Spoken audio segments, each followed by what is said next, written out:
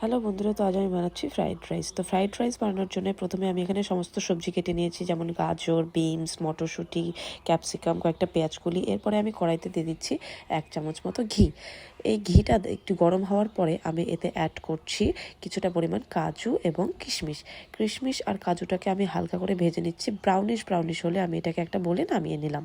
নামিয়ে নেওয়ার পরে সেই ঘিতে দিয়ে দিলাম সামান্য পরিমাণে সাদা তেল, দিয়ে দিলাম কিছুটা এলাচ, তারপরে দিয়ে দিচ্ছি গাজরটা হালকা করে ভাজার পর আমি এতে অ্যাড করব আস্তে আস্তে করে বিনসটা দিয়ে কিছুক্ষণ নাড়াচাড়া করার পরে যখন দেখছি যে হালকা ভাজা হয়ে গিয়েছে, তখন আমি এতে অ্যাড করবো বাকি সবজিগুলো, যেমন ক্যাপসিকাম ছিল, মটরশুঁটি ছিল, এসব মিক্স করে স্বাদ মতো নুন দেওয়ার পরে একটু ভাজা ভাজা করে নেব।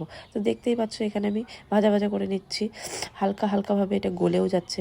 তো গলার পরে দেখতে পাচ্ছ এখানে একদম পুরোপুরি ভাজা হয়ে গেছে। তো এখানে আমি আস্তে আস্তে করে দিয়ে দিচ্ছি ভাত।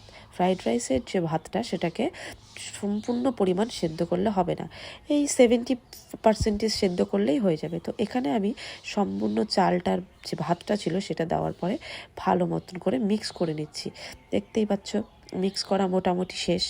এবার এতে আমি দিয়ে দিচ্ছি পরিমাণ মতো চিনিটা কিন্তু তোমরা তোমাদের স্বাদ মতন কমিয়ে বাড়িয়ে নেবে। এবার চিনি দিয়ে আমি এটাকে ভালো মতো নাড়াচাড়া করছি। দেখতেই পাচ্ছ মিক্স করা হয়ে যাচ্ছে প্রায়। এবারে মিক্স করা হয়ে গেলে এটার কালারটাও হালকা চেঞ্জ হয়ে গেল। এবারে আমি এতে দিয়ে দিচ্ছি সেই যে ভেজে রাখা কাজু আর কিশমিশটা, দিয়ে ভালো করে নাড়াচাড়া করে নিচ্ছি যাতে সব কিছুর সঙ্গে সব কিছু মিশে যায়। ব্যাস, রেডি আমাদের ফ্রাইড রাইস।